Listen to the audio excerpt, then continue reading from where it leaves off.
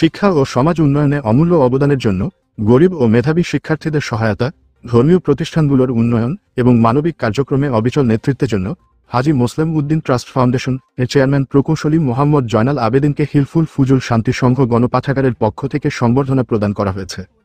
রবিবার বিকেলে ত্রিশাল উপজেলার মাগুর জোড়া চান্দেরটিকি বাজারে হিলফুল ফুজুল শান্তি সংঘ গণপাঠাগারে এই সংবর্ধনা প্রদান করা হয়। হিলফুল ফুজুল শান্তি সংঘ গণপাঠাগারের সভাপতি মোহাম্মদ এমদাদুল হক মণ্ডলের সভাপতিত্বে অনুষ্ঠিত সংবর্ধনা অনুষ্ঠানে প্রধান অতিথি হিসেবে উপস্থিত ছিলেন হাজী মোসলেম উদ্দিন ট্রাস্ট ফাউন্ডেশন এর চেয়ারম্যান প্রকৌশলী মোহাম্মদ জয়নাল আবেদিন।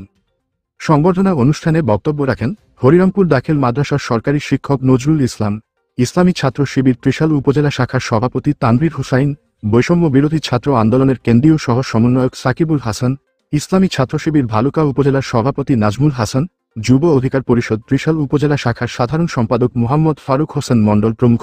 সংবর্ধনা সভায় উপস্থাপনা করেন মোহাম্মদ ইসমাইল খান।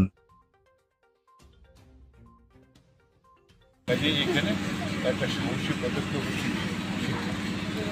আজকে এই সংঘ, এই ক্লাবগুলি কীভাবে পাঠাগার, পড়াশোনার অভ্যাস এগুলি সঠিকভাবে করতে পারে একটা সমাজের জন্য সম্মানজনক কাজ।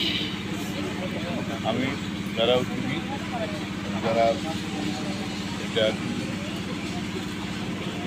পূর্ণাঙ্গ রূপ দেওয়ার চেষ্টা করতেছে, আমার মনে হয় তারা মহৎ কাজ।